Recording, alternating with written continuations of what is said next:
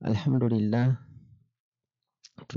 tunamshukuru Mwenyezi Mungu Azza wa Jalla ambaye ametuwezesha kufika siku ya leo ili tuweze kufundishana mawili matatu kwa ajili ya kumuelewa na kumtambua na kumjua Mwenyezi Mungu wa haki. Ndio tuweze kumwabudu yeye peke yake Mwenyezi Mungu wa haki, na tuwatambue malaika wake wa haki, na tuwatambue mitume wake wa haki, na tutambue vitabu vyake vya haki, na tuitambue dini ya haki, na tutambue pepo ya haki au paradise ya haki, na bila kusahau kuna moto vile vile ni wa haki au jahannam ya haki. Haya yote ni kupitia hapa idhaa upendayo, idhaa ya kipekee, University ya Imani. Sio mala pengine, ni hapa Radio Iqra 95.0 FM. Tuko live katika TikTok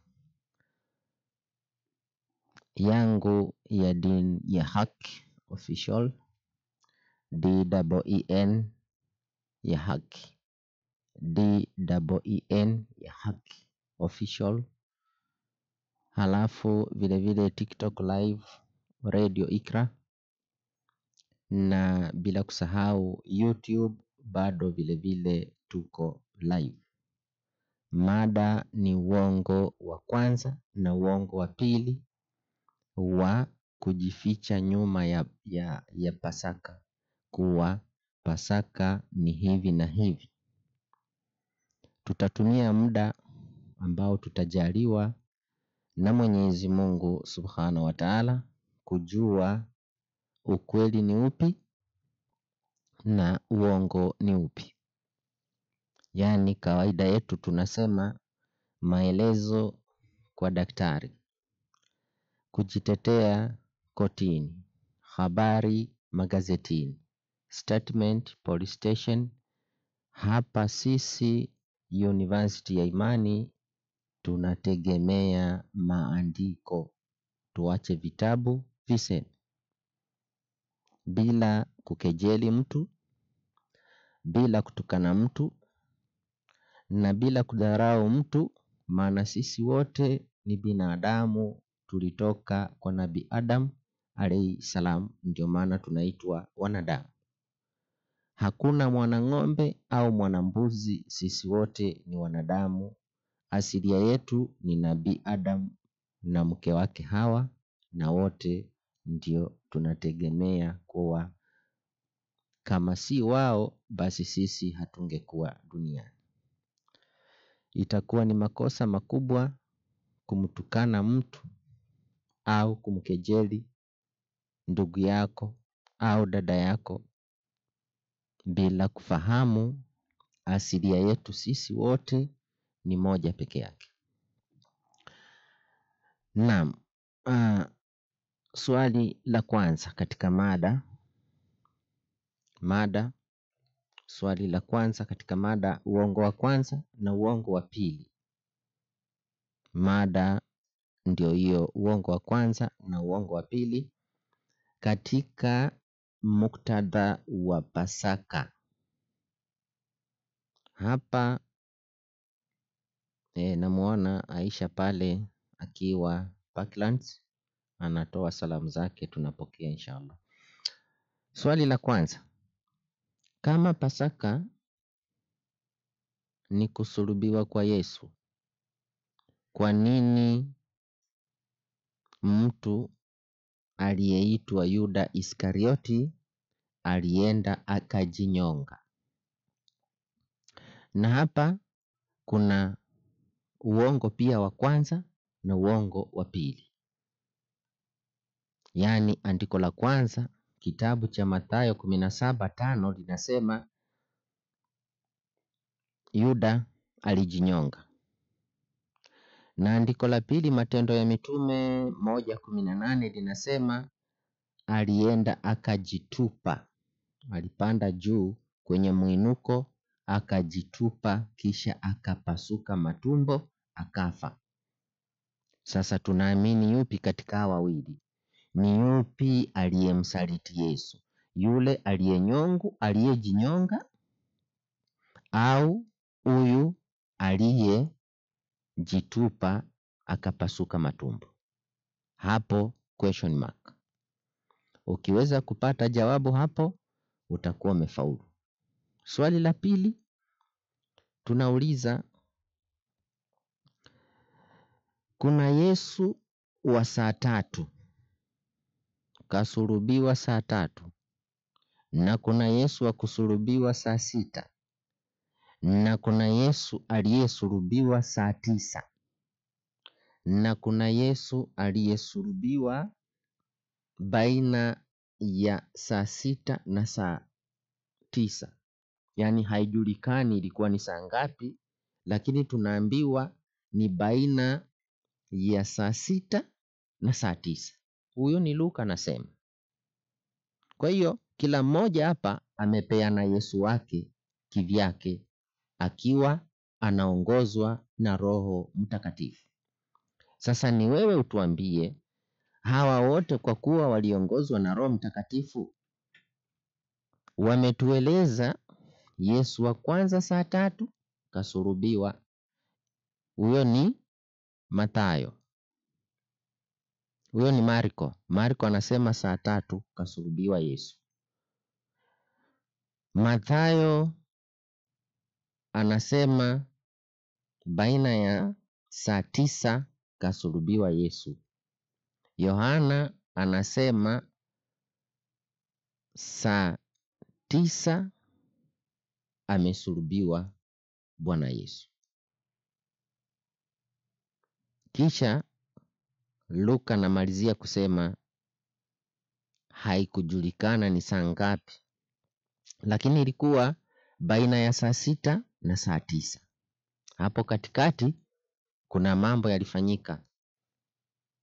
Yaani ardhi ilipasuka, kukawa na mtetemeko, kisha kukapatikana usiku wa ghafla. Yaani dunia ikawa usiku. Wingu lote likatanda, usiku ukaingia.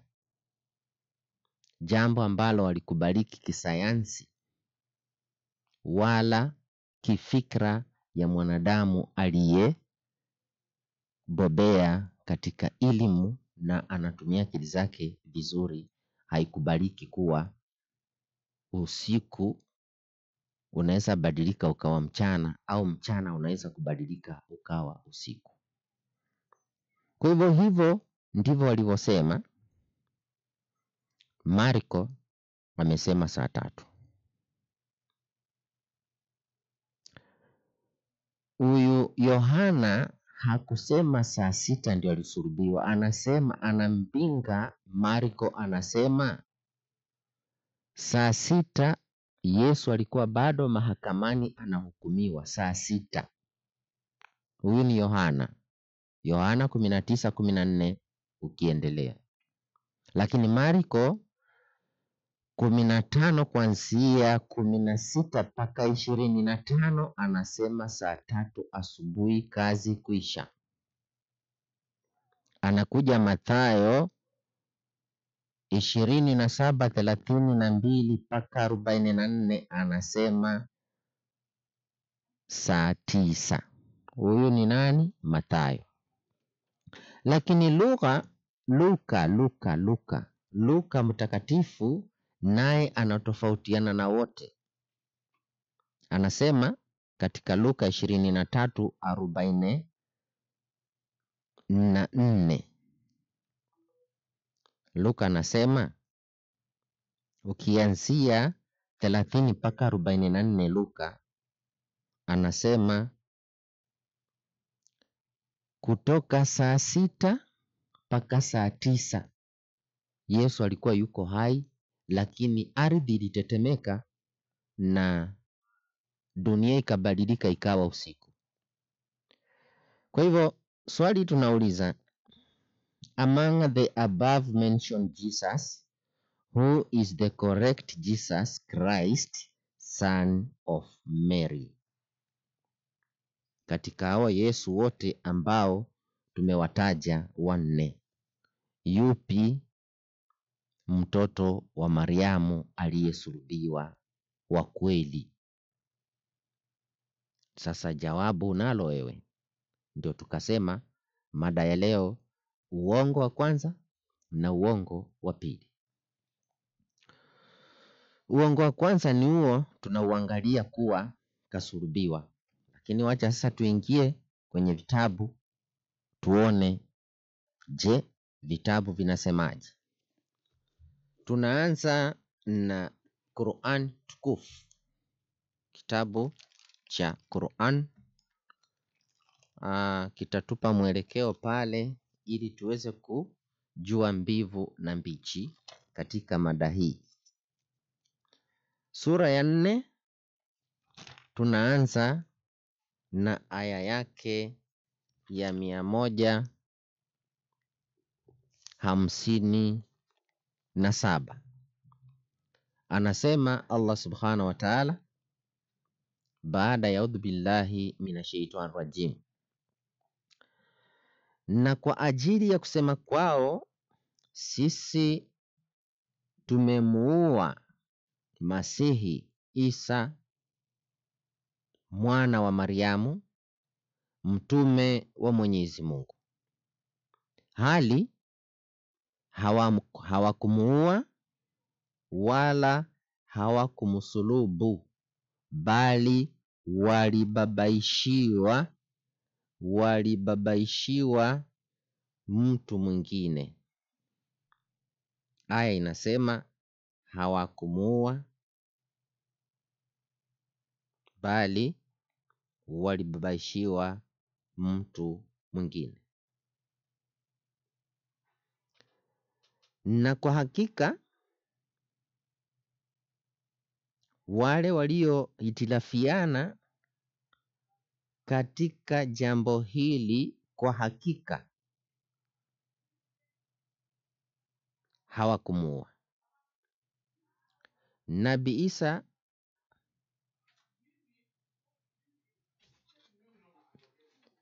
narudia tena. Aya nasema na kwa hakika wale waliohitilafiana katika jambo hili ya kuwa wamemuua Isa bin Maryam, Yesu mwana wa Mariamu, hawakumuua. Wao kabisa hawana yakini juu ya jambo hili la kuwa kweli wamemuua Nabii Isa, isipokuwa wanafuata dhana tu, na kwa yakini hawakumuua wala hawakumsulubisha.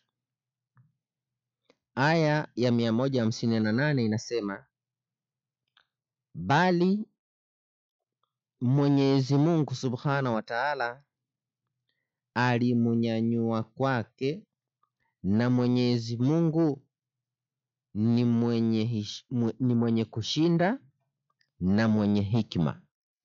Mwenyezi Mungu subhanahu wa ta'ala alimunyanyua Nabii Isa bin Maryam kwake, maana Mwenyezi Mungu ndiye mwenye ushindi na mwenye hikma katika mipango yake, namna alivyopanga kuendesha dunia hadi siku ya Kiyama. Hiyo ni Qur'ani imesema. Je, kuna yeyote anaweza kupinga Qur'an? Bila shaka wako. Lakini kabla hujapinga, hebu sikiliza shahidi wa kwanza. Shahidi wa kwanza anayetetea Qur'ani imesema kweli ni Biblia. Biblia inasemaje? Kuna habari moto hapa.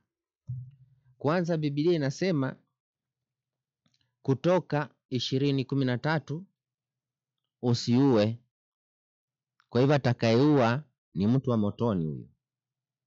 Maana hakuna mahala popote Mungu anakuambia ua, amesema usiue.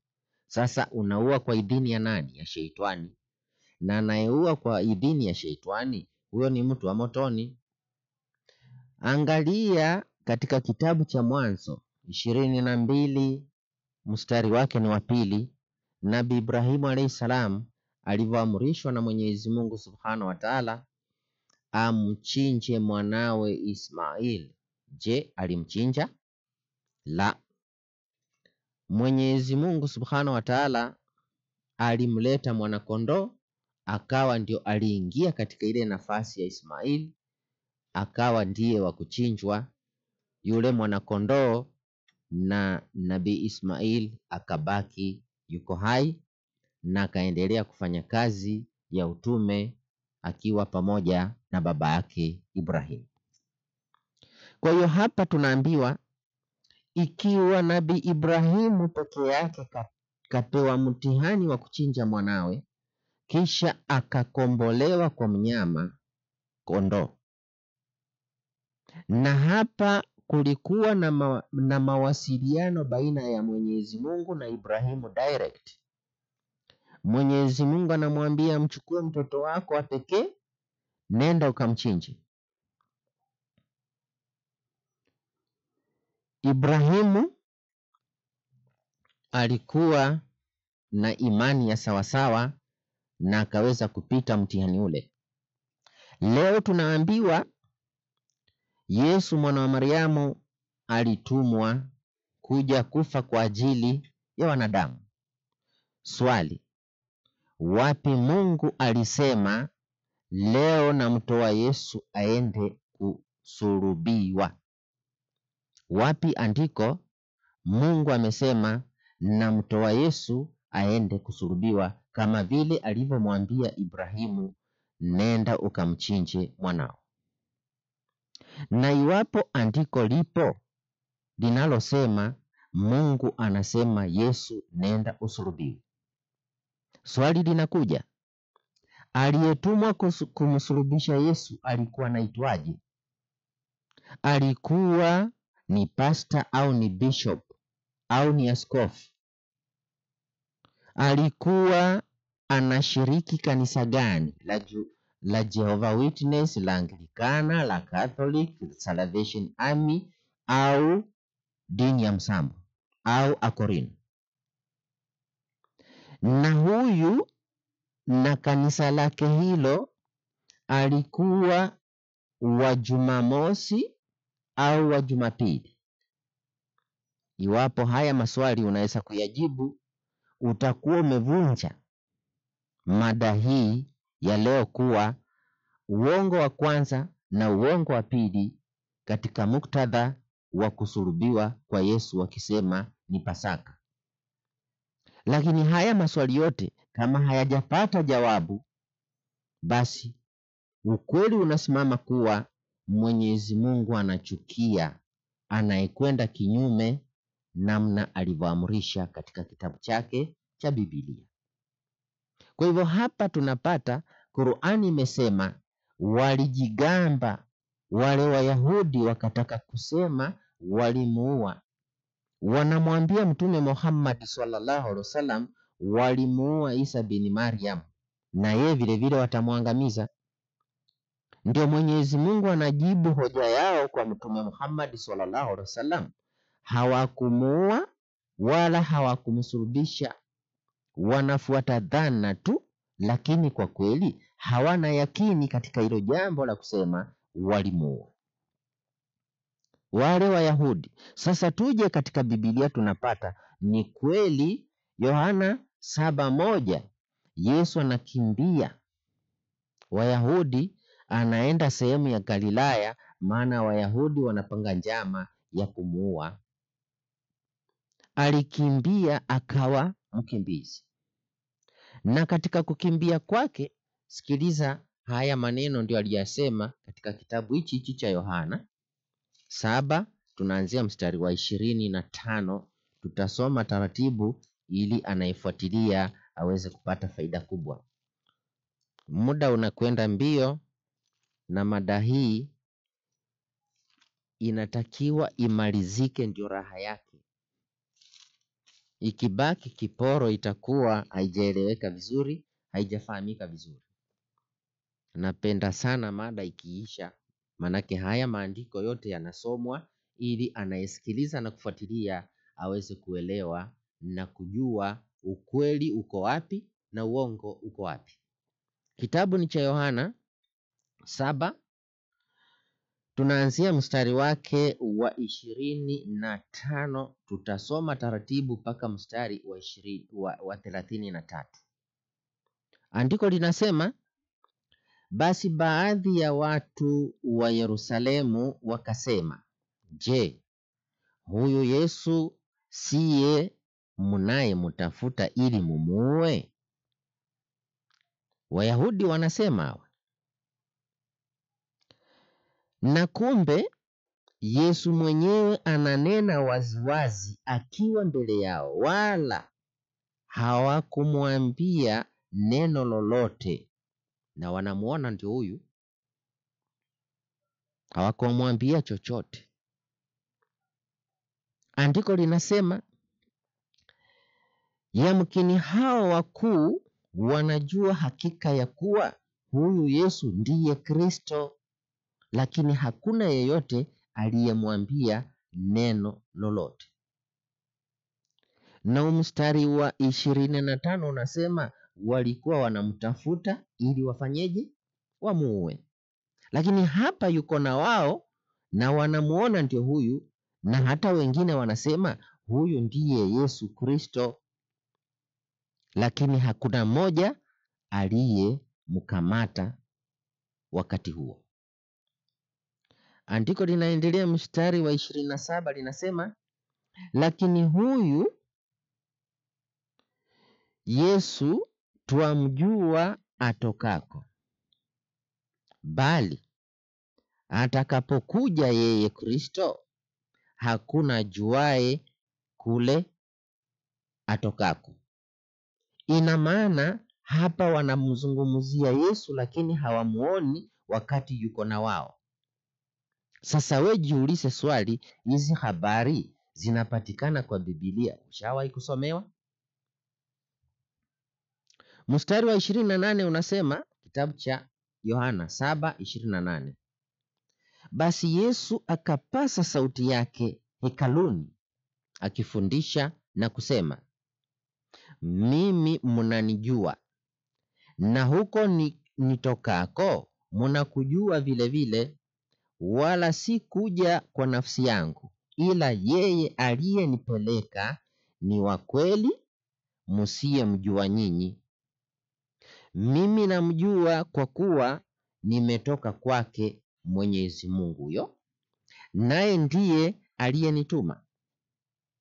Mstari wa 30 unasema, basi wakatafuta kumkamata Bwana Yesu wakati aliyasema haya akiwa hekaluni. Basi wakatafuta kumkamata, lakini hakuna mtu aliyenyoosha mkono wake ili kumshika na kumkamata Bwana Yesu, kwa sababu saa yake ilikuwa haijaja bado. Hapa kuna wengine wanatafsiri vibaya, wanasema kuwa saa yake ya kusulubiwa ilikuwa bado haijafika. Ni sawa na kusema siku yako ya kufa haijafika, lakini utakufa. Sasa kufa kwako ndio kujulikani ni lini, lakini kila mmoja anatambua kuwa siku ikifika utakufa. Ndio maanake. Mstari wa 31 unasema, basi watu wengi katika mkutano wakamwamini Bwana Yesu namna alivyosema, kwa sababu hawa walitafuta kumkamata, lakini hakuna yeyote aliyemkamata Bwana Yesu. Hakuna mtu aliyenyoosha mkono wake ili kumkamata Bwana Yesu. Basi watu wengi katika mkutano walimwamini Yesu kuwa huyu ametumwa na Mungu.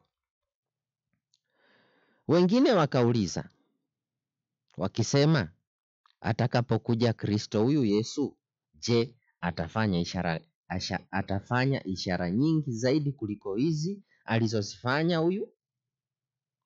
Yaani bado wanashaka, lakini wanatambua zile miujiza alizozifanya, kama wakati atarudi ataweza kufanya miujiza zingine.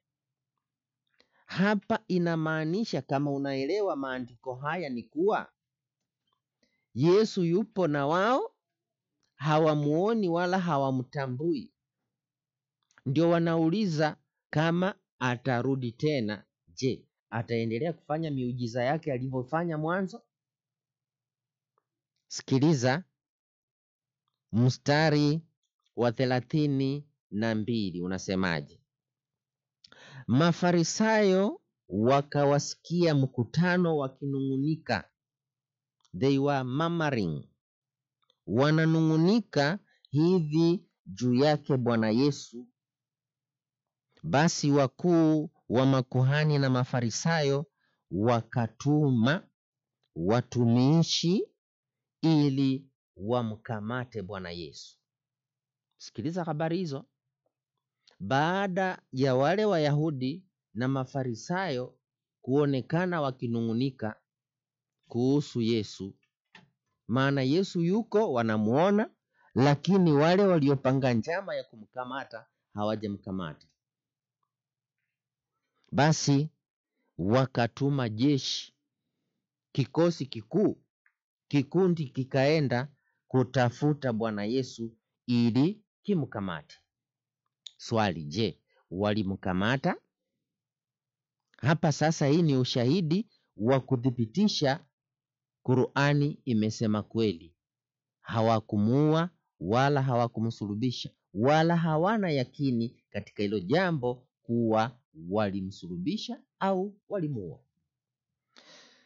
Mstari wa 33 unasema, mstari wa 33, 7:33 kitabu cha Yohana unasema, basi Yesu mwenyewe walipokuwa wametuma kikosi kizima cha jeshi liende limkamate Bwana Yesu. Ndio tunauliza swali, je, walimkamata? Huo ni mstari wa 32.